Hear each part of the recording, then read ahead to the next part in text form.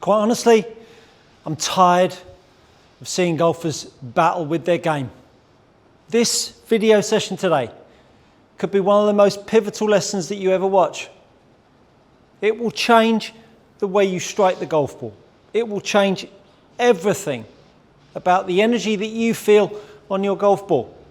At impact, take a long, hard look at your journey to this point. What have you truly learned on the internet that's given you anything of any circumstance, potential, and energy that's going to lower your score? Today is the lesson that changes everything.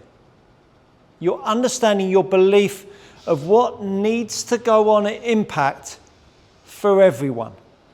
Whether you are tall, short, small, fat or thin, impact is a constant for everyone. Now, I did a video some months, and I believe it was a few years ago, where I talked about how the club head and the grip needs to behave down through strike. And it delivered shots very much like that one. Only I know that you have been doing things so badly wrong in your golf game because of all of the plethora of YouTube channels and golf coaches out there that have been guiding you in the wrong direction. I make big, bold claims because, quite frankly, I've been around the block. I've coached at the highest level. And today I'm going to give you a drill that if you practice it religiously, diligently, I absolutely guarantee and promise you it will change everything about your game forever. It will give you flight. It will give you draw. It will give you fade. It will give you energy. Because quite frankly, if you don't recognize how the light end and the heavy end will trade off each other to give you energy at strike, you will be chasing a golfing dream that quite frankly does not live at the end of the rainbow, because that rainbow is never going to be in the sky.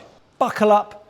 We're going to get stuck into something here that is so important that if you let this slip through your fingers today, I promise you you'll regret it forever. Let's get going.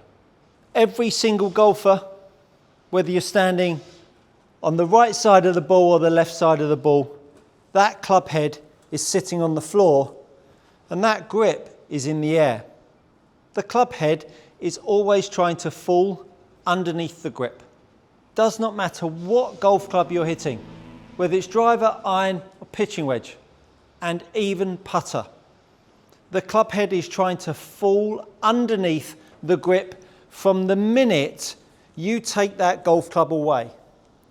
And if you are not in a situation where you can prop the head up so that you can control the bottom of your swing, you will never be able to hit down consistently, create straight path lines and hit draw.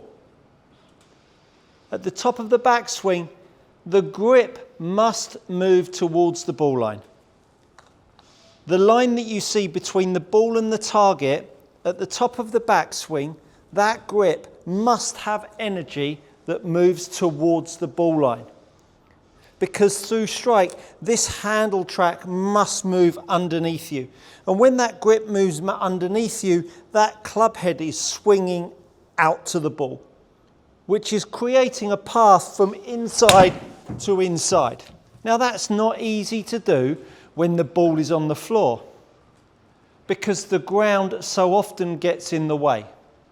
Let me show you a drill that's going to give you that feel. If you've been watching my channel for long enough, and you've watched some of my members' content, the Setup series, maybe the Swing Builder series from my goodgolfcoaching.com website, you will know at address that the relationship between the club shaft and the spine wants to be as close to 90 degrees with all clubs as much as possible. Now, when I stand up, the club shaft to my spine is still at 90 degrees. Now, at the point that I stand up, with the club head perched up above the ball on this broken club shaft, that club head is trying to fall underneath the grip. So the relationship I am to this golf ball on a high tee with the shaft to my spine is exactly the same as it is down at address. When I make a backswing, my arms have no arm lift, and the club head is propped up by pushing down through the lead hand and pulled up through the trail hand.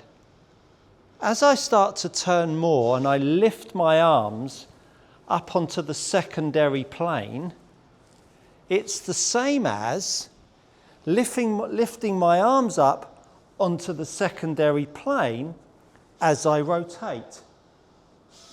As I come down, pulling the grip to the ball line is exactly the same as pulling the grip to the ball line.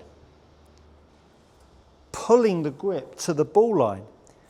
Down through strike, my grip moving back underneath me and the club swinging back out, that moment there is when the club head wants to fall to the floor, which is exactly the same point that the club head wants to fall to the floor. And this is the moment that the grip, most notably the lead hand, is so important. If you watch this video up here, it will share with you how to grip the golf club properly. It's not a random position on the grip. It's a position that stops the head falling below the grip. A position on the hand that's placed on the grip that allows you to create force in the same way as if I was doing a press up on the grip. The trail hand pulls back and keeps the club head up and stops the club head from falling. Don't worry, I'm going to be hitting that ball off the tee peg. So the club head pulling itself to the floor, the grip lifting up, is your early extension down through strike. So all of the time, I can keep this club head propped up by the pressure on the grip and the club head in the air. All of a sudden, with the ball in the air, I can easily pull the ball off the top of the tee. Because as I keep the pressure down on the grip, the club head can still swing, tell me where that face rotation is because the toe of the club is still in the sky, the kink is still in my lead wrist, and the face is square. So that swing moment that I talk about in my Swing Builder series is the moment where we create energy and we oppose the sag of the club head. The club head is always going to sag down. I just want to make sure I oppose it. What this does for a golfer is it gives him angle of attack, lines the face up, and fires up his postural muscles and his leg action. So that when the golf ball is struck, we are not simply giving way to the club head sagging and the club lifting, which pulls us into early extension. So I move the grip around my body. I use the pressure through my grip that keeps the club head up and allows me to pull the club onto the secondary plane. The grip moves around, the arms lift onto the secondary plane. The grip moves around, the arms lift to the secondary plane. I pull the grip forwards and the grip moves back down to the secondary plane. I move the club around me, I lift it up on the secondary plane, I pull the grip forwards, and now as I pull the grip forwards and the grip lowers, all of a sudden the club head whips the ball off the top of the tee. Now if you've ever seen a trick shot show, you will have seen people clattering in to the tee underneath because 99.99% of golfers are trying to swing from the inside out in an effort to hit a draw. But quite simply, if I return the grip back down to where I started, the loft of that golf club is pointing to the left, which you can see. That's why the ball is going to the left. So a major attribute of the grip lowering and the club head staying high through strike here is you lining up the shaft, lining up the loft, kink in the lead wrist. None of this garbage of bowing lead wrists. Then I put the grip back down, just look where the face is pointing.